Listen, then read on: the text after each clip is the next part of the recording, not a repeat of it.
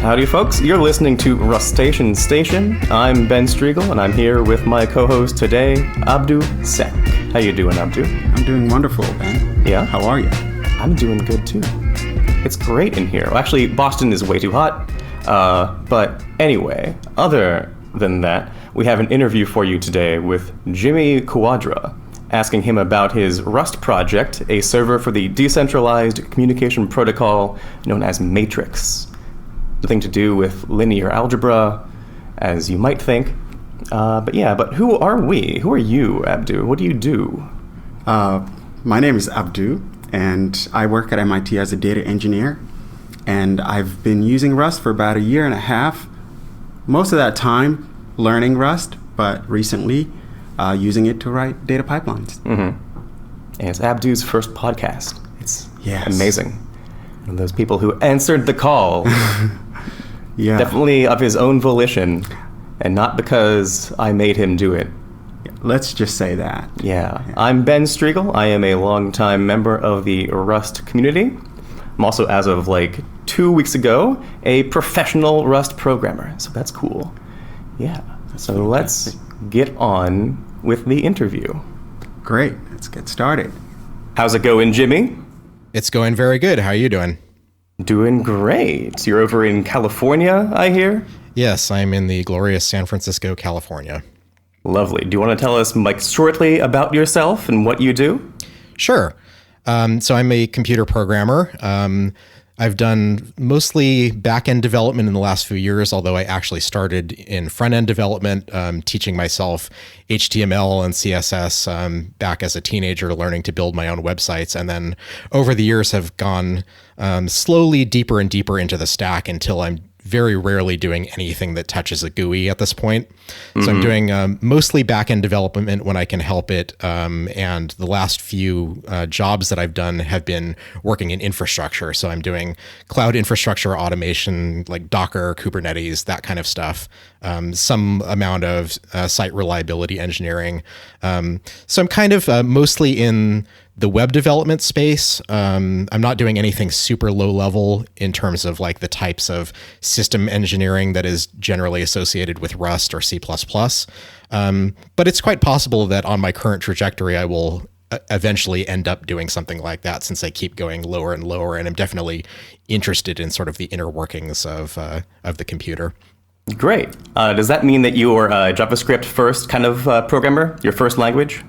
JavaScript was not my first language. I think if I think back, my very, very first language might have actually been BASIC. My dad is also a computer programmer. He's probably one of the earlier computer science PhDs. Well, maybe not earlier, but relatively early, in considering that computer science is a very young field in terms of academic subjects.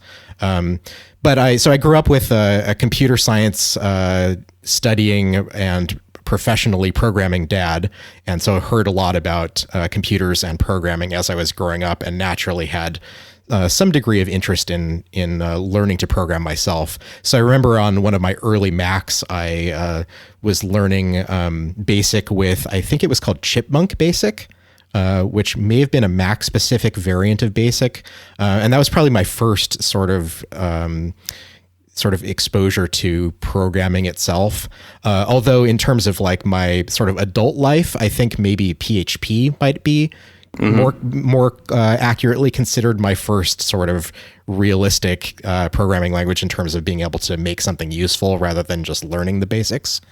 So PHP, and then certainly a small amount of JavaScript as was necessary to do make a full functioning website. And then pretty quickly after that, I learned Perl and Ruby, and most of my professional web development career has been in Ruby and Rails.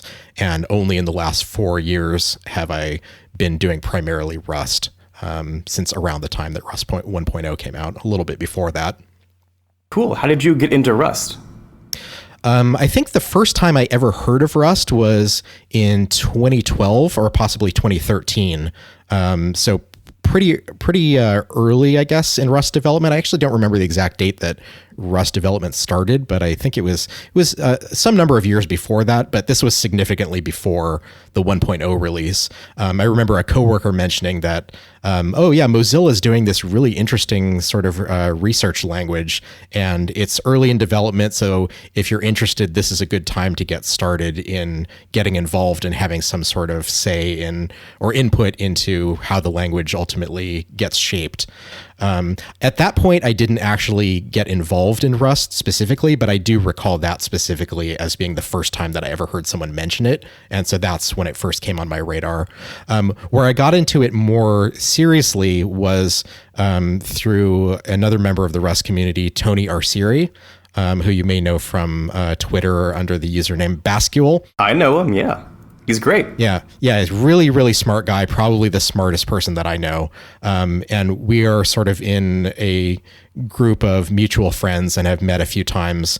So I don't know him particularly well, but I knew him well enough to start following him on Twitter and reading what he had to say about the tech industry, and learning pretty quickly that he's an extremely sharp guy with a lot of knowledge across really quite a wide breadth of topics in computing and technology. So people may also know him from the Ruby community, where he was very active for a number of years. He's the author of the Celluloid framework, which is a framework that provides concurrency via the actor model for Ruby. I think he's not been as involved in Ruby over the last few years, and has been much more focused on Rust as he's gone from sort of concurrency as his primary sort of computing interest and topic that he talks about on Twitter and elsewhere, to cryptocurrency and security. So I've learned a lot about concurrency models and security in general, and cryptography, and a lot of things kind of in that domain from reading things that he's written. And so he was the first person that I really saw talking about Rust on a consistent basis and kind of singing its praises. And then at that point, I realized, oh, this is that language that my coworker mentioned a few years ago. I should really look into this more. And so at that point, I started learning it. And I've over the sort of first few years that I was dabbling with Rust, I think I went through the Rust programming language book a couple of times, maybe even 3 times. And this was as the language was still changing pretty significantly between point releases leading up to 1.0. So it took a few rounds of going through the book to actually learn it in a way that sunk in and clicked. Before that, I would kind of go through the book once, more or less understand what I was learning, but it didn't really stick with me because I didn't have an application for it. And of course, by the time I would come back and try again, the language would have changed to the point where I would have to kind of relearn it anyway. So I think at the time when I first started attempting to learn it, we were still in the phase when you had like a tilde operator and an at operator, and you had all these kind of specialized operators. I recall those days, yes. Yeah, which is probably pretty foreign to most current users of stable Rust, but at the time was very normal for anyone who was involved in learning Rust at that early stage. So I guess I could technically be considered sort of an early adopter of Rust in the sense of having made some attempt to learn it prior to stabilization in 1.0.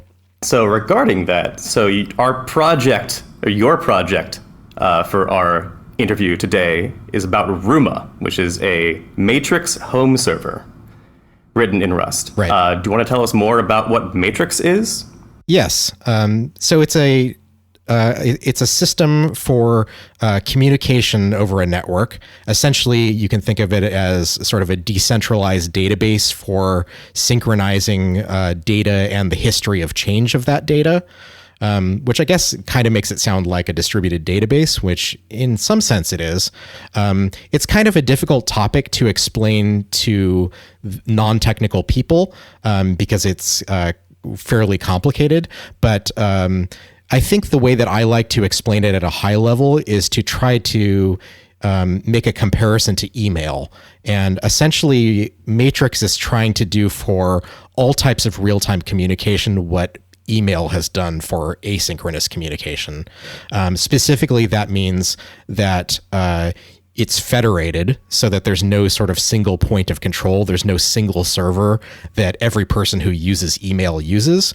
So in the sense that someone who has an email address at Gmail can talk to a person who has an email address at Hotmail, and the person who's using Gmail doesn't have to know anything about Hotmail or what server Hotmail is using.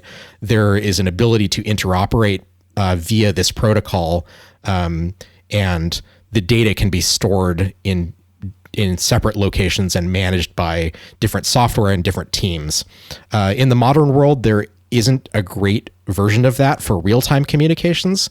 I mean, historically, we've had some open protocols for chat, some of which are technically proprietary, but also still somewhat interoperable. So in my life, I've used, of course, XMPP is a protocol that's commonly compared with Matrix for people who are kind of familiar with this domain in general.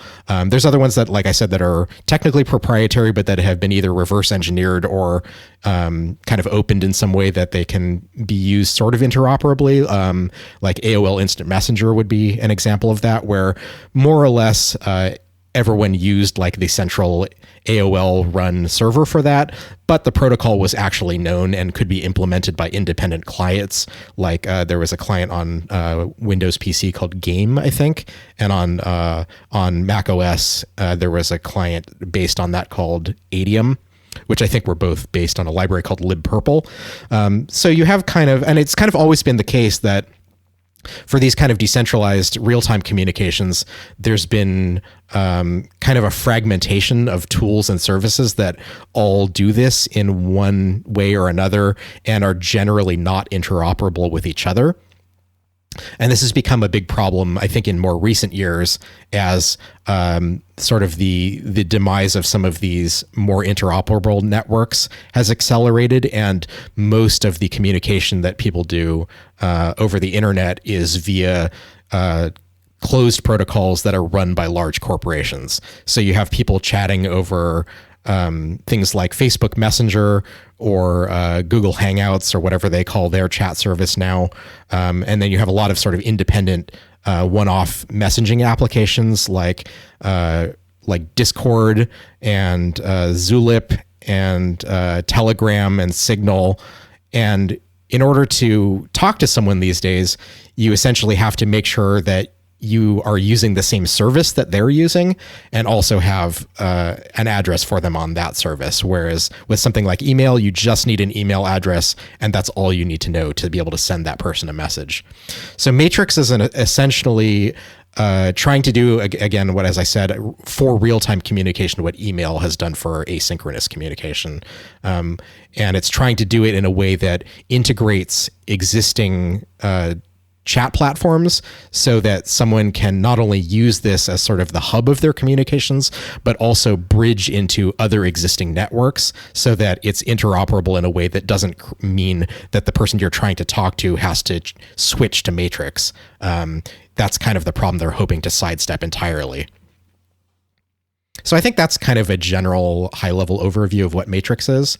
We've also written some documentation for the Ruma project in particular that tries to make these sort of comparisons and provides a section in its documentation called Introduction to Matrix, which is about Matrix in general and not specific to the Ruma home server software, and tries to explain sort of a general overview of what the Matrix protocol is, what kind of features it provides from sort of a client perspective, and sort of a more sort of political take on why these things are important, and sort of making our case for why you should choose Matrix as the sort of central communication for your own data, rather than one of the various proprietary protocols or closed messaging ecosystems that exists.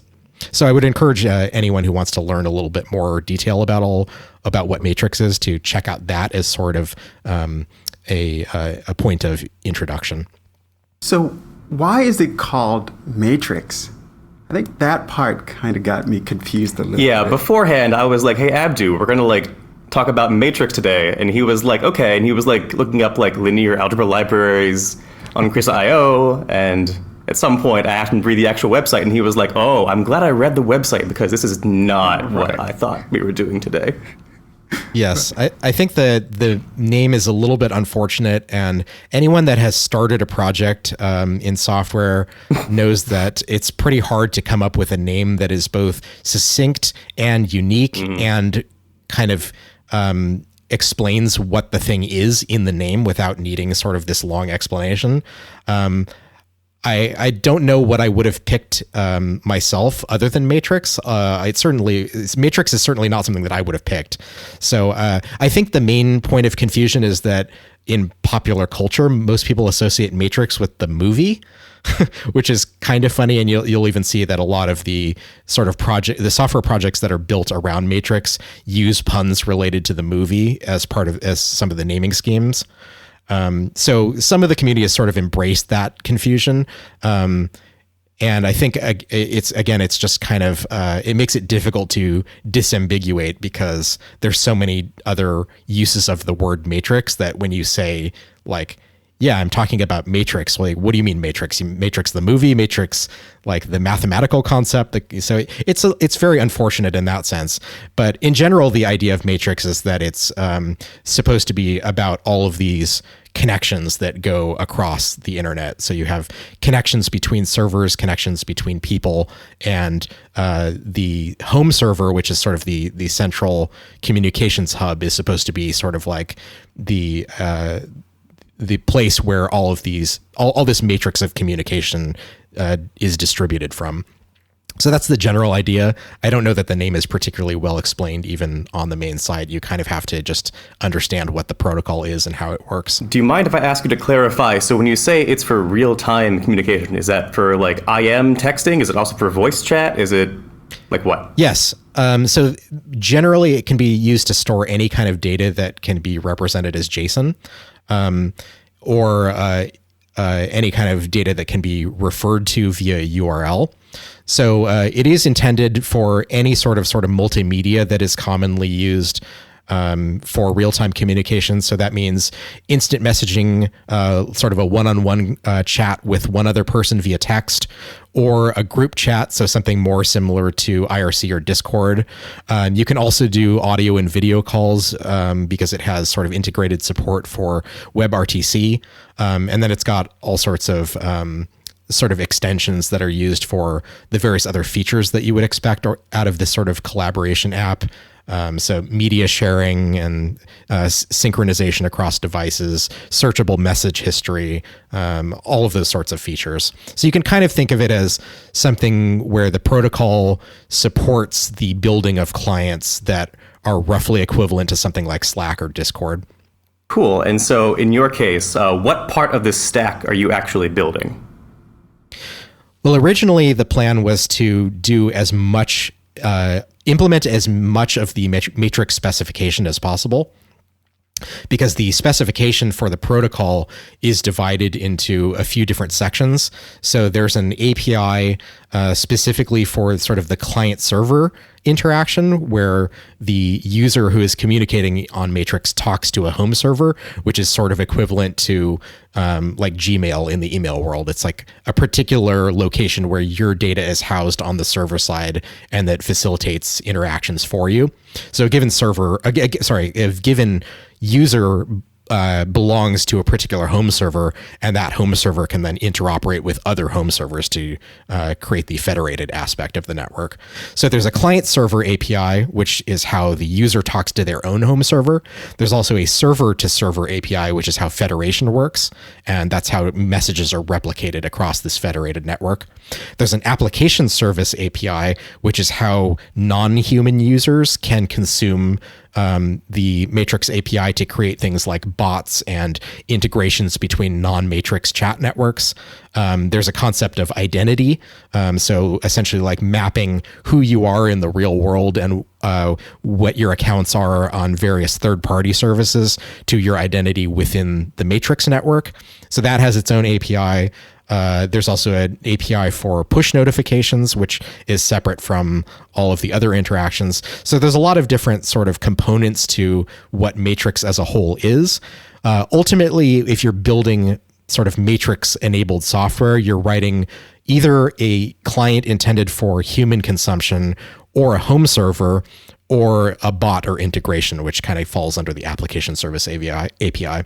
So the original goal for Matrix was to, and actually I guess it's still the goal, is to sort of provide a Rust implementation of all of these different APIs to kind of produce something that someone programming in Rust can use to get access to any part of Matrix that they want, or to use as a building block for a language that Rust can integrate into to do similar software in another language. So why use Rust for an implementation? Well, there's two reasons for this. One, which is the more selfish reason, which is part of the reason that I've always enjoyed working on personal free software projects, is that unlike what you do for your day job, when you're working on your own project, you get to make all the decisions about everything, and you can use the things that you want to do and use the things that you're interested in learning about, and you can sort of separate this from necessarily what a business use case might require. So very often businesses will be much more concerned with making sort of the safe and stable technology choice, because their goal is simply to ship the thing that does what they want in the least amount of time with the least amount of cost. And for me, working on open source projects is all about being able to be freed from those constraints and to really explore things that are interesting in software development, things that challenge me to grow and to learn and to become a better programmer, and also just sort of do my part in preparing the world for what is going to be the next thing that becomes considered stable and safe. So maybe some years from now, hopefully sooner rather than later, Rust will see, huge adoption in the way that other mainstream languages have seen. And in order to get to that point, someone needs to do the groundwork in picking a language like Rust and saying, let's try to build something real with this, and let's see how far we can get, and let's really prove the use case for this language as something that can be used to build something like this. So because of my own interest in Rust, and as I started to learn it, I realized how much I really enjoyed it. It was the natural choice for me for any sort of new open source project that I was going to build. My thinking was basically, here's a language that I really enjoy, that I think will be useful for a wide variety of applications. And, why not use this? I'd like to do something that I enjoy and that can also be used to sort of push forward and enable this technology that I think will be really valuable in the future. That's sort of the personal aspect. And then there's also the suitability of Rust to writing any sort of server implementation, which is, Rust describes itself as being a systems programming language. And of course, there's lots of debate about what exactly that means. And it's, sort of intentionally vague because it is a very broad thing. But essentially the idea is that when you're working with anything where the security and privacy of the user is important. So in this case, we're talking about people's personal communications. You want to use something that gives you as strong guarantees as possible about the safety of the software you're designing. And Rust, I think, offers a very powerful sort of offering in this realm, in the sense that you can write very, very sort of safe and secure software, or it lends itself to that sort of software. So I think it's a good choice in that sense as well. Well, you gave 2 points, and those were great. But how difficult or easy was it, or has it been so far? It's been a bit of a challenge, but a lot of the challenge that we've encountered has a lot more to do with sort of my personal ideals for software development than it necessarily does for what is practically achievable using Rust. Kind of, as I mentioned in my last answer, that a lot of the sort of personal motivation for this, for me, as has been in my past open source projects, is to sort of be able to eschew the sort of business requirement of like needing this to be done soon and cheaply, into kind of setting the goal as this sort of very blue sky, almost like head in the clouds sort of idealized version of what something could be.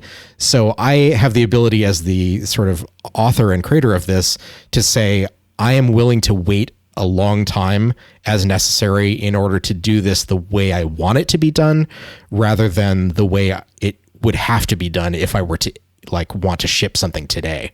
And so that kind of leans into another sort of sub goal of the project, which is to sort of take these two relatively new and immature technologies, Rust and Matrix, which both have seen some adoption, but are really by any metric nowhere near as large as other programming languages in the mainstream, or in the case of communication protocols, other chat platforms that people are using by the millions. These are both very sort of currently niche in terms of the population of people that are using them. And so part of the sort of goal of Ruma as a project is not only to create sort of this software that's useful for people, but also to be used as sort of a proving ground and a forcing function for these two technologies to mature and really prove their suitability for production systems. So in adopting both Rust and Matrix at a young age for each of them respectively, I've been kind of slowed down in the process of getting Ruma to a practically usable state. And it's taken a long time to get to what seems like not a whole lot of very practical functionality. But again, the goal is not necessarily to have something that's super useful to the end user as quickly as possible. It's really about saying, let's really explore the design space and make sure that we're essentially doing this how we want it to be done rather than how it has to be done if we were to ship today. And I think that has been sort of the overall sort of reason that there's been challenge in implementing a protocol like Matrix in Rust, in that we're always aware of what is available on the horizon in Rust, like what's coming soon. And knowing what's coming soon, we're often able to say, well, if we had this thing now, we'd be able to build the API in a significantly nicer and significantly different way than how we do it today.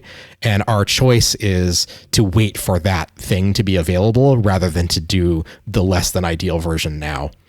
So there's been a lot of waiting. And of course, with something like a web server or anything that's sort of doing networking, as the asynchronous networking story in Rust has started to develop, that's, I think, been the most significant blocker in terms of the progress of implementation. In the early days of the project, before async IO was really something that people were talking about in a significant way, we were using synchronous IO for all of the networking and sort of prototyping out that way. And as soon as it became clear that asynchronous IO was eventually going to be the way forward for all Rust networking in sort of like the web server space, then we started to think, well, maybe we don't want to spend a lot of time sort of working on this synchronous version when we know we're going to have to do a significant rewrite of all of this work at some point in order to convert it to the asynchronous version. So over the past couple of years, we've had largely kind of a hiatus of development of the home server component, which is the part that is kind of the most is the most meaty, has like the most detail in terms of implementation. And we've kind of put that on a hiatus and worked on sort of the more foundational libraries that are easier to change and, if necessary, rewrite over time as the asynchronous IO story in Rust matures. But it's been very useful, sort of, as I initially was hoping, to be sort of a proving or a forcing function for both Rust and Matrix to see, like, how far can we really get? How mature is this for building something real? So there's definitely some places where we've come into sort of immature either language features or sometimes sort of Rust library ecosystem issues where we don't want to stabilize something because we're depending on sort of foundational libraries that are not in a place where we feel comfortable tying our public APIs to. And I think this is probably the case for a lot of projects in Rust. So, in terms of libraries, we're talking about things like the HTTP layer, which everyone uses Hyper more or less, and the fact that that's not stabilized because it in turn depends on asynchronous networking, which is not stable. So there's this kind of chain of things depending on things that are not stable and kind of waiting for the most foundational layers to stabilize. I expect that when async await stabilizes over the next couple of months, that's kind of the last major component of language support that was needed to really kick off kind of an acceleration of the sort of maturation of the sort of web server and networking library space in Rust. And I think things will really start to pick up then. So speaking of libraries, I want to know what you're using for Ruma, and are there any that stand out a lot as being like better than you thought? And so there are definitely like rough edges with like async await and like Tokyo, waiting for all of that to kind of like percolate maturation up the stack.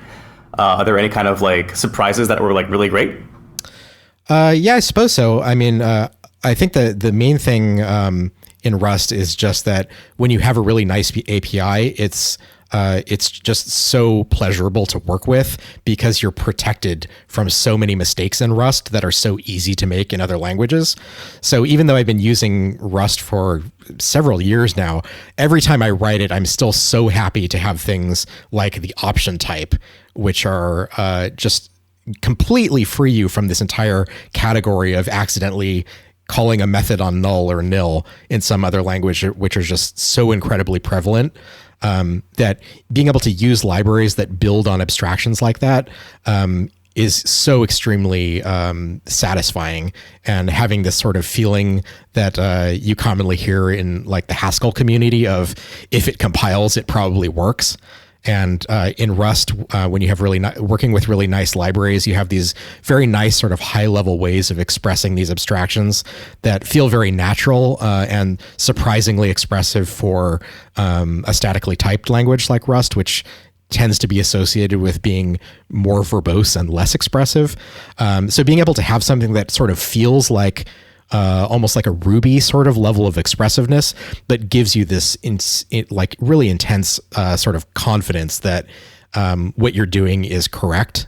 That's been really wonderful. And I think there's really a lot of libraries that sort of build on that to give that sort of feeling of confidence within a particular domain.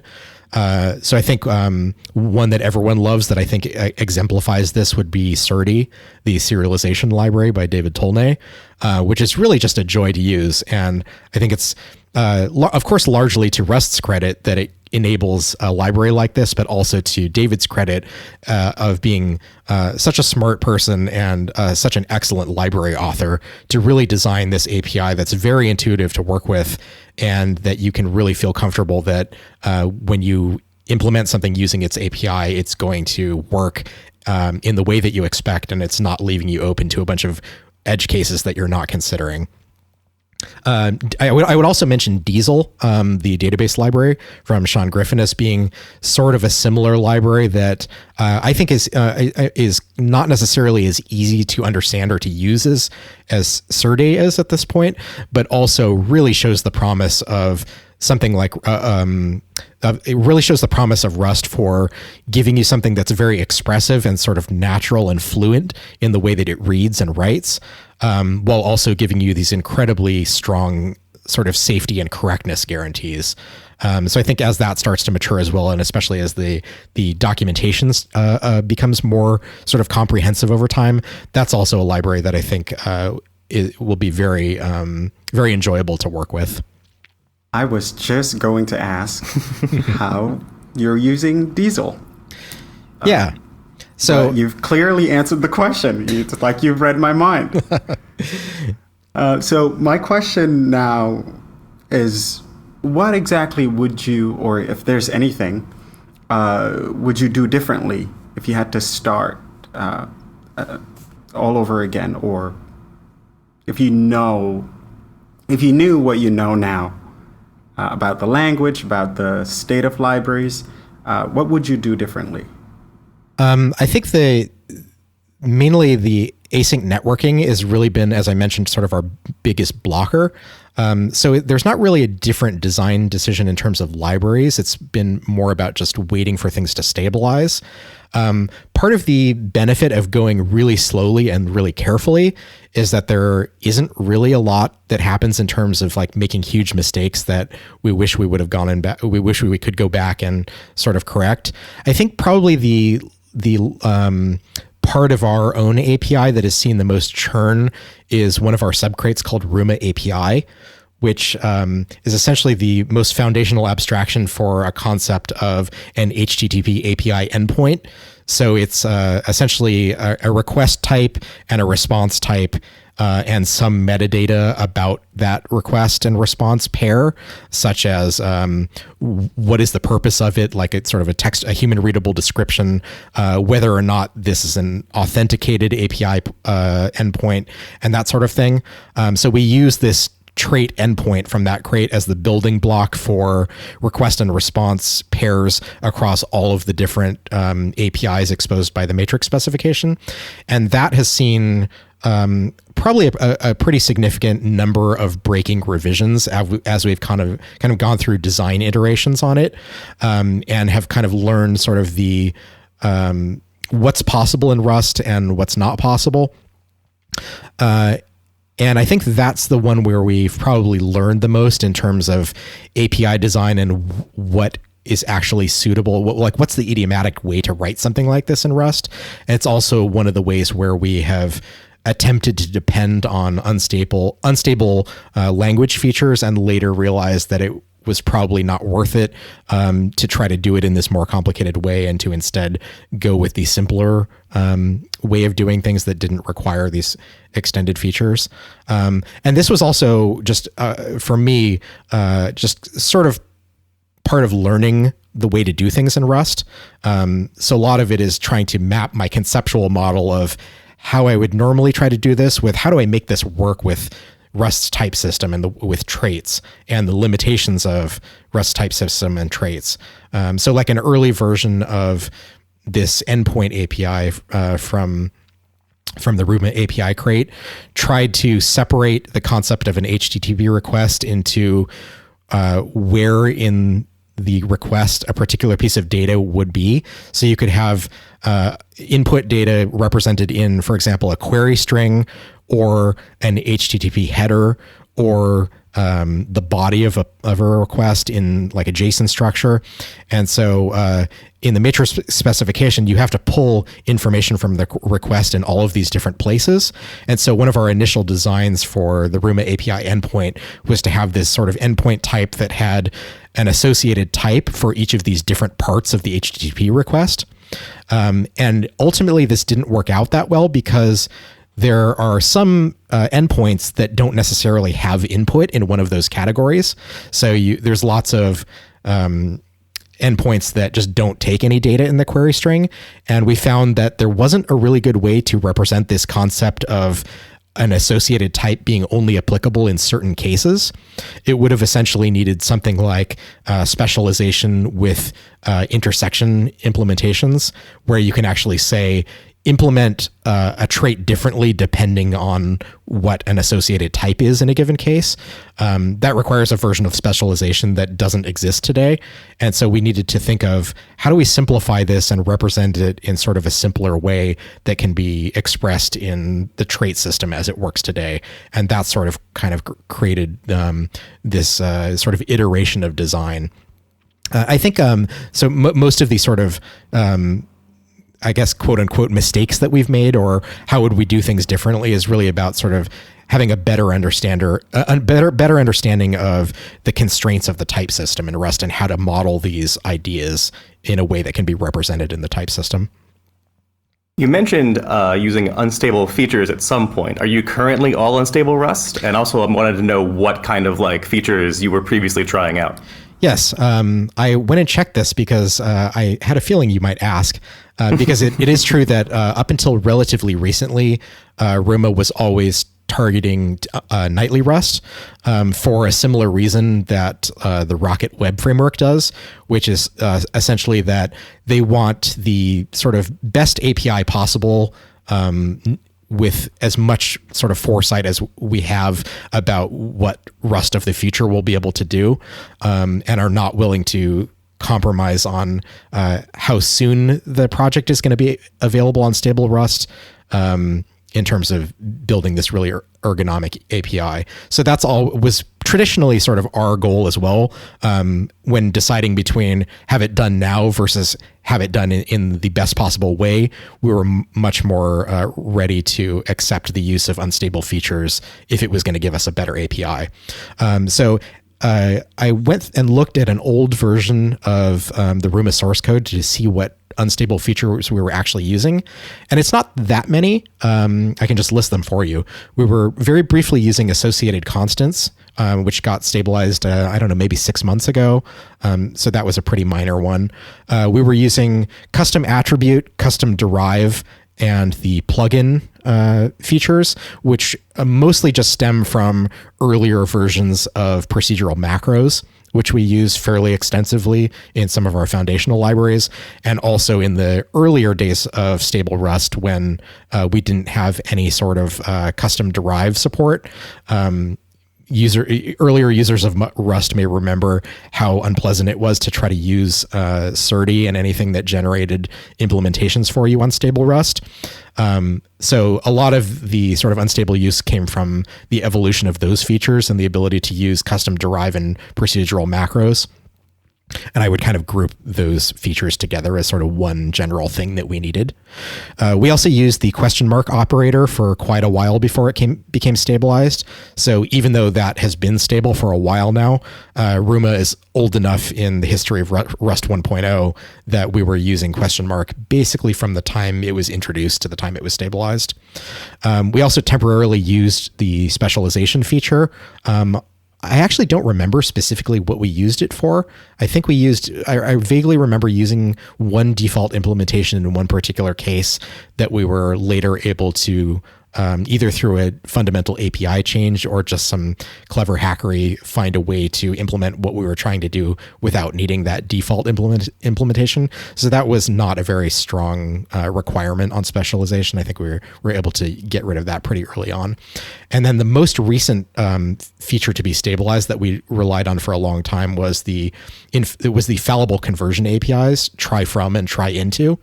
We were using that from pretty much the inception of Ruma, and that's the one that has stabilized most recently. I think it was Rust 1.34, if I'm not mistaken. So just only in the last couple of releases have we finally been able to move all of Ruma's libraries and the home server itself onto stable Rust. Very cool. I wanted to ask, too, about Matrix. And so Ruma is one implementation of this. Are there other ones? Like, how many are there? There's really only one sort of feature complete stable version of the home server implementation, and that is Synapse, which is written by the same people who created Matrix. It's the sort of reference implementation of the protocol, and it's also what they were using to sort of prove out their ideas as they were designing the protocol. Very wisely, the Matrix core team decided not to just go into sort of a clean room and design the protocol, release the protocol as some sort of finished thing, and then attempt to implement a home server based on this sort of blue sky spec that they'd created. They really drove all of the spec based on their design experiments with the implementation of Synapse. So because of that, Synapse does come with a decent amount of baggage in terms of cruft that it's accumulated over the 4 or 5 years that Matrix has been in development. I think they started the project in 2014. So it's actually roughly about as old as Rust 1.0 is itself, which, you know, another sort of interesting coupling of the two in terms of their level of maturity. So Synapse is completely working. It's written in Python, so it's not as performant as a theoretical Rust implementation would be. And of course, there's no benchmarks at this point because the home server component of Ruma is still in very early development. But it's very, very likely that when we have a more or less feature complete version of Ruma, that it's going to perform significantly better in terms of processing throughput of the web servers and also memory consumption. But Synapse works completely well. It's what the public home server that's hosted on the domain matrix.org for public use and testing of the protocol that runs on Synapse, or probably more accurately, many synapses that are sort of linked together through some sort of infrastructure trickery. So that's the one that pretty much everyone uses. There are several other sort of fledgling home server implementations in a variety of languages. There's one in C++ that's called Construct that is probably the farthest along in terms of feature completeness. There's also a second generation home server that's slowly being developed by the Matrix core team called Dendrite, which is written in Go, and is likely to be sort of a spiritual successor to Synapse in that it's designed more for sort of a modular architecture where it will better support very large deployments of home servers like the matrix.org public home server, which has thousands and thousands and thousands of users all on the same server, versus sort of very small personal use, like the kind of thing that you would run on a Raspberry Pi in your house and use that as your own personal home server. Right now, Synapse is generally more performant for the smaller home server use case, but based on the knowledge of operating Synapse in production for a few years, the matrix.org team is sort of redesigning Synapse in a much more modular way that can be scaled horizontally much more easily. And we don't have that sort of operational experience in Ruma right now to be able to kind of foresee what sort of scaling challenges we're going to have. But we're trying to take some insight from the design of Dendrite and seeing which of those things seem like a good choice that we can sort of bake into the design of Ruma's API from the beginning in terms of giving us something that has a good amount of room to grow without a lot of sort of operational complexity that's going to make it take even longer to ship something. That's interesting. I had a question about basically your experience with Rust and you implementing a spec in Rust. Those two kind of don't go together for a first timer. At least I wouldn't go and try and implement a spec in Rust. So what led you to do that? And was it your first implementation of a spec, doing it in Rust? Yes, I can't think of a specific time when I've implemented a spec per se. Although a spec in this sense is kind of like just implementing a web server, because Matrix works as the exchange of JSON over HTTP. So really what most of the Matrix spec consists of is the definition of the sort of units of data that exchanged over these APIs, which in Matrix are represented as events, which is just essentially JSON structures with a particular schema.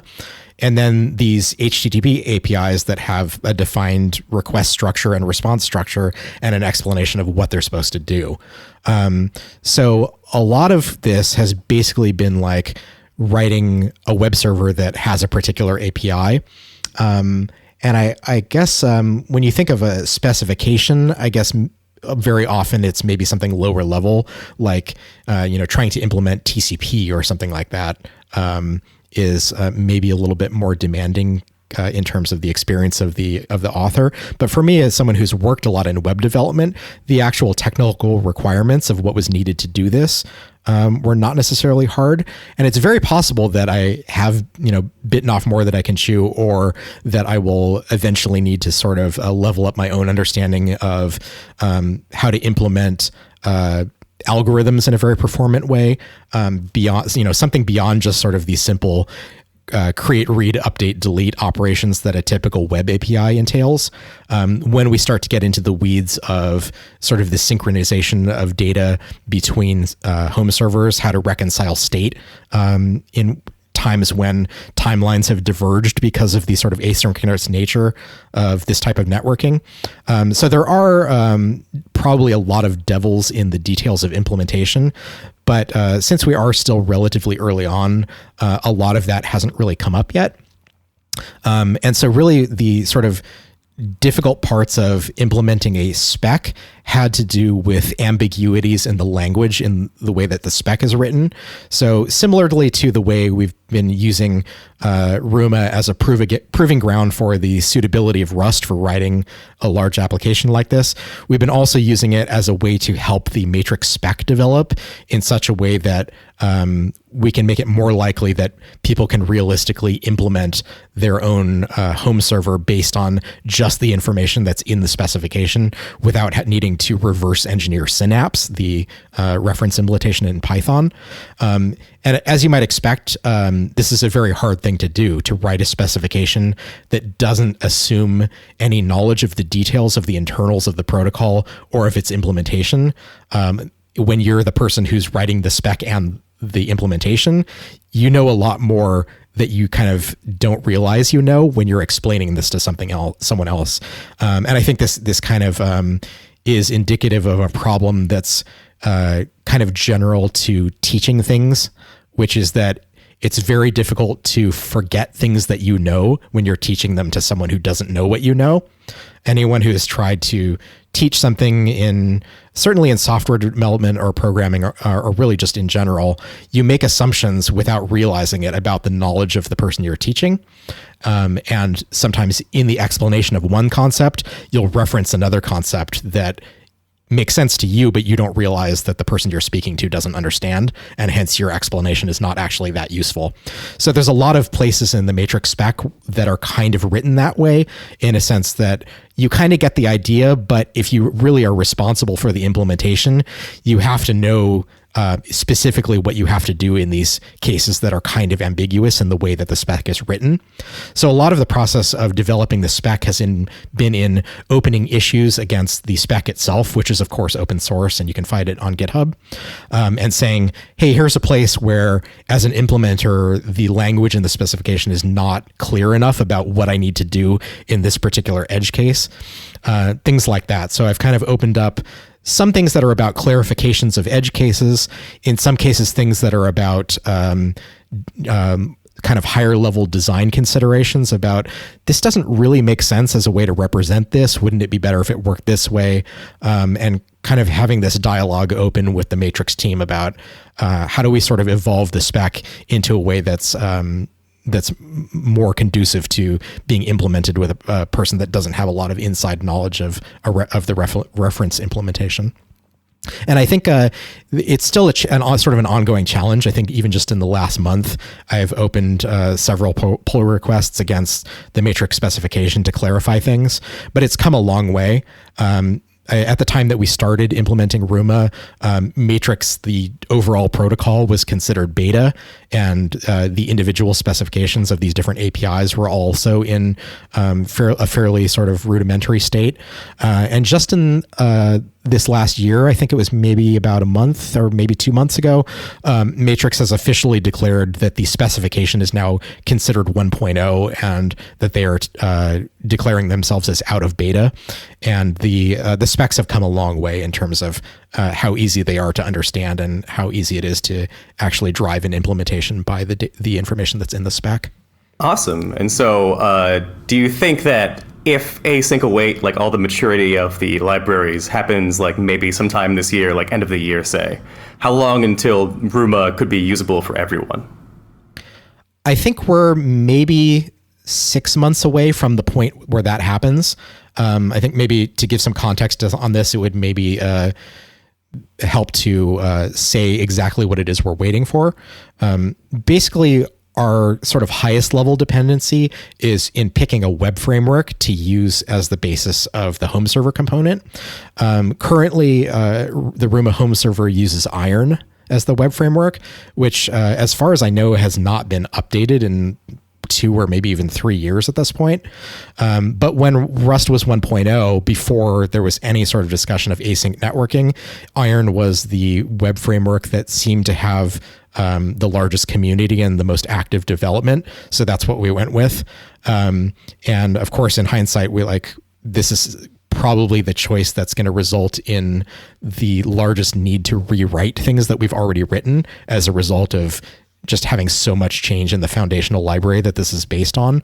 And so really what we're waiting is for all of this async networking stuff in the language and the library ecosystem to stabilize such that there becomes kind of a clear choice for us in terms of which web framework that uses async networking and supports async await syntax. We have to be able to choose one of those, and we have some ideas about what it might be. Like, it seems like Rocket is pretty high on the list of contenders right now. Because my understanding is that even though it's been nightly only for its entire existence, the next crates.io release of Rocket is intending to be released on stable with async networking. Wow. Which means that it's still probably, I don't know, 5 or 6 months until we see that. And so that's kind of like the line in the sand of when we can really pick up and start working on Ruma again.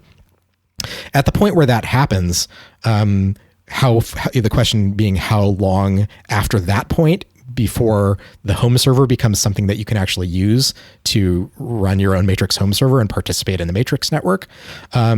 Estimating software delivery dates is always difficult, and I'm especially inclined to be conservative, considering kind of the approach that we've taken in sort of preferring quality and correctness over a delivery date on this project, and also based on the fact that there's just not all that many people working on it. Like the sort of Ruma core team basically consists of me and one other person, but there are plenty of other people who have contributed to it. And in the past, we've actually had a couple more contributors who contributed a very significant amount of implementation of the sort of API endpoints that the home server uses. But to be realistic, like, I'm just one person and this is a personal project for me. So I only have a certain amount of time that I'm able to dedicate to it. And of course, Matrix is a very large specification. But I kind of would maybe estimate maybe another 6 months after the point where we can choose a web framework. So maybe roughly a year from now is the time when kind of a first usable release of the Ruma home server will be available, if I were to guess. But I should also point out that Ruma, the project, is not just the home server. That's just kind of like the largest and most complicated piece of software that we intend to deliver. There's also several libraries in Rust that can be used to write Matrix integrated software of specific purposes. And in particular, we also have an entire client-side stack. So if you want to write like a bot or an integration with another chat service that integrates Matrix with something like Facebook Messenger or Discord or Gitter, one of these other services, you can use Ruma today to write that implementation in Rust. And potentially you could even use our client implementation to write a GUI client for Matrix. Currently, there's only one sort of super popular sort of flagship graphical Matrix client, which is called Riot.